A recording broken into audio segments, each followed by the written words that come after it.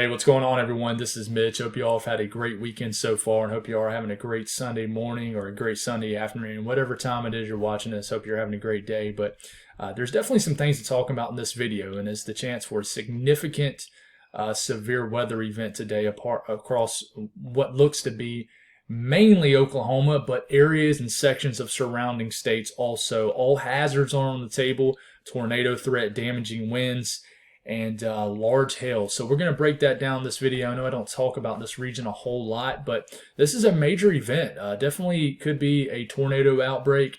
I really think there's going to be maybe a couple storms that do produce big time tornadoes. So we're going to break that down in this video, talk about who, where. We're going to take a look at some soundings, talk about what is actually going on. But main part of this video, we're going to just go, cut straight to the chase here and talk about what could potentially happen. We're going to take a look at the latest HRRR model and really run through everything. If you guys have not subscribed, definitely hit that subscribe button. I make content every single day. And I also am a storm chaser and looking forward to chasing some events here in the future for you guys. And just thank you all for the amazing support. So let's get going here and let's cut straight to the chase. So as you can tell, there's a moderate risk for a large chunk of Oklahoma. That is including Oklahoma City and mainly areas point south and east. A moderate threat is basically a level 4 out of 5. That is very significant. If we flip to this, tells us the chance for a tornado. So I know it's going to be hard to see on your screen, but in this red area, that is a 15% chance. 15% chance doesn't sound very high, but it is when you're talking about a tornado, which can kill someone, change people's lives forever. That's pretty significant, but a 15% chance in this red area of a tornado of 25 miles of any given location in the red area. There's also a 10% chance in the surrounding areas. You notice the sharp cutoff.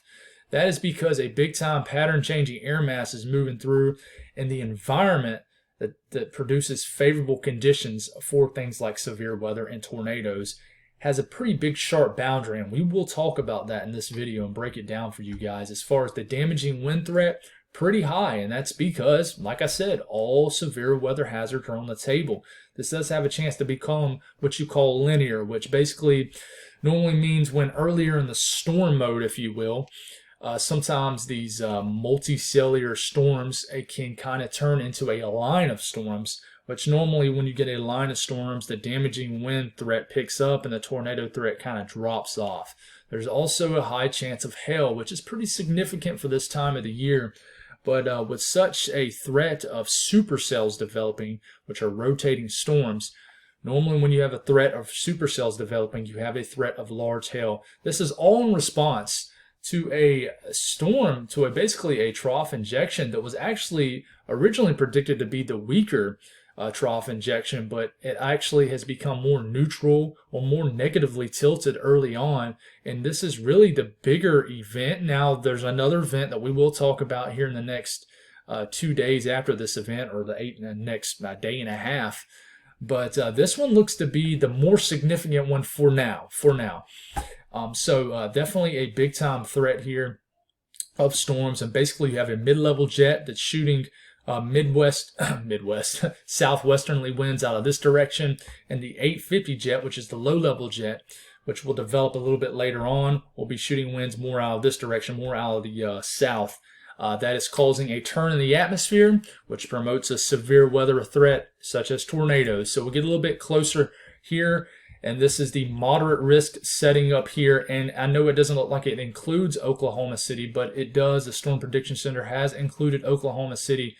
And I really think this gets bumped up a little north throughout the day. I'll talk about why here in a second, but an enhanced risk surrounding this moderate risk, obviously, as it goes one level down. But areas Oklahoma City, points east, points south, big-time threats for severe weather, the most significant threat for severe weather. We get off this, and we're going to take a look and go on and get straight to the latest HRRR model as far as what the radar could look like. This is all coulds and maybes and possibilities. But as you can tell, as a shortwave trough gets going here, the energy gets going. But as you get into the more favorable time of the day, the afternoon hours, the daytime heating, Storm mode begins to initiate just west and north of Oklahoma City, and these individual cells begin to pop up. Now you notice back here you got more of just rain, and that's because you have more of a stable atmosphere as the cooler, drier air is moving through. But as we get going here in time, we get more into the 7 to 6, 8 p.m. range. This is when we have to worry here, and keep flipping back and forth. Through about 7 to 8 p.m. Check out this big, nasty storm here. I really think, now there's going to be multiple big-time storms, but I really think there's going to be one or two really, really bad storms that has the chance to produce a strong tornado, which is F2, F3, EF2, EF3 tornado. And I really think that'll be the main focus of the night as far as a tornado threat. I may be wrong. It could be more widespread.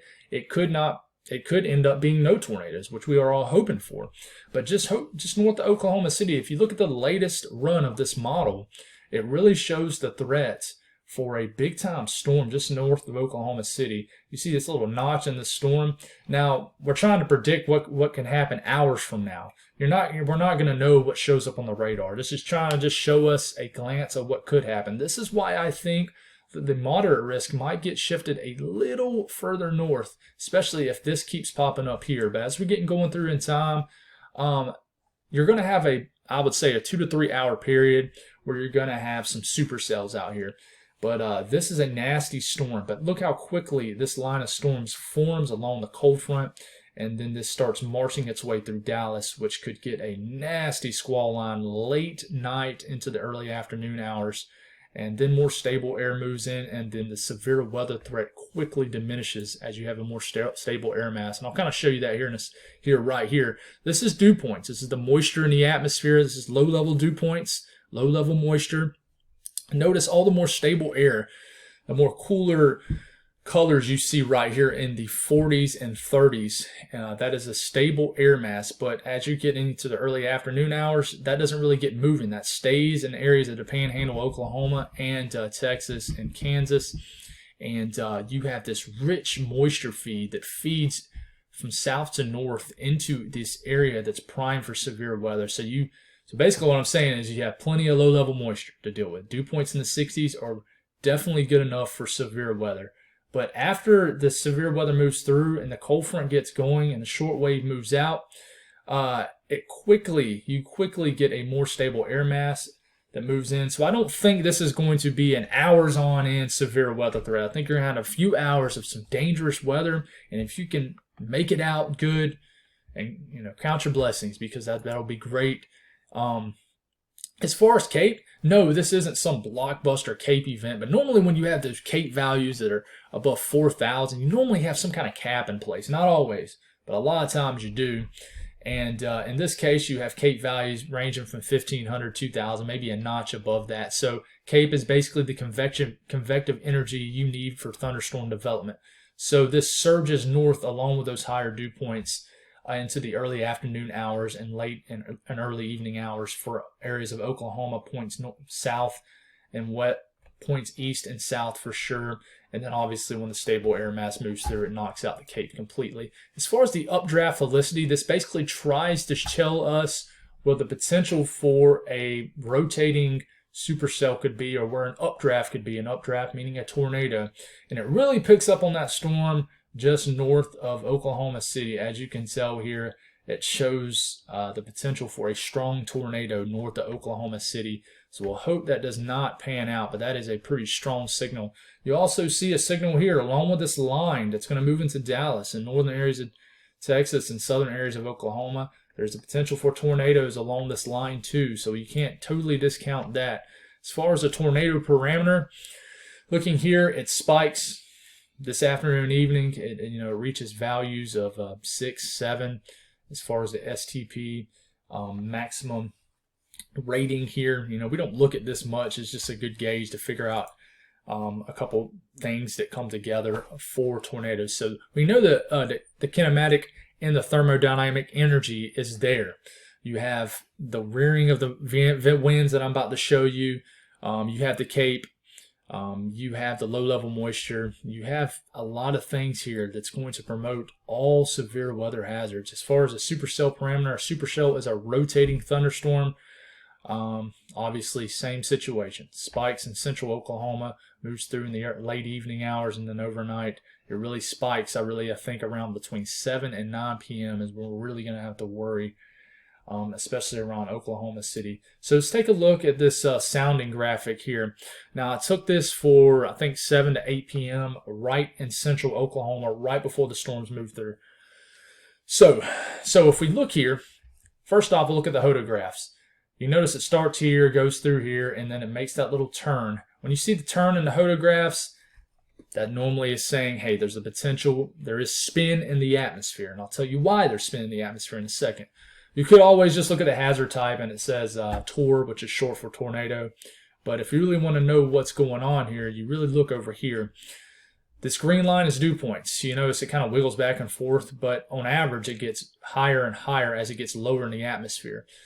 This graph down right here is basically showing height in atmosphere. So this is the 850s we're talking about. The 850s, you can see the 850s. Basically, that's pretty low in the atmosphere. Basically, you wake up one morning, the morning of a big-time severe weather event or a day where they're calling for severe storms, and you wake up and the clouds are racing in the atmosphere. They look so close where it looks like you can throw a football or something up in the air and touch the cloud or reach up and touch them. That's that level of the 850s. You get into the 700 millibar range, 500, you're getting a little bit higher up. Basically, that lower number, the higher you are up. When you get that 200 range, that's basically winds well aloft. That's pretty far up in the atmosphere. So basically what I'm saying is the dew points in the low levels at the surface are in the 60s. That's enough low-level moisture to deal with for a severe weather event. You look at the temperatures, they're in the low 80s. So temperature-wise, you're warm enough for sure. You look at the winds and how they're veering at different levels of the atmosphere. Well, these are wind bars, and I know they kind of get bunched up right here. Well, the wind bars in the 850s, which is the low-level jet, is pumping basically in general from south to north. So they're coming out the south. As it gets a little bit higher up, you're getting a little bit into the 850 ranges. It's more, the winds more are racing still basically out the south, but they have a little bit of a westerly flow from it. But you get into the 700 to 500 millibar range, which is higher up. They start to switch more from out the south to the southwest. So there's a turn as you get higher in the atmosphere. So that basically causes those updrafts to spin. That's what promotes a tornado threat. So you notice there's a change in wind direction and height. That's what you call directional shear.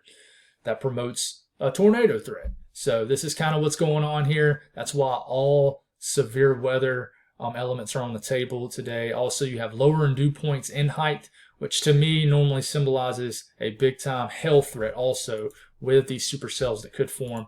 Look at these 850s and what I'm talking about as far as actually seeing them. This is 500 millibars.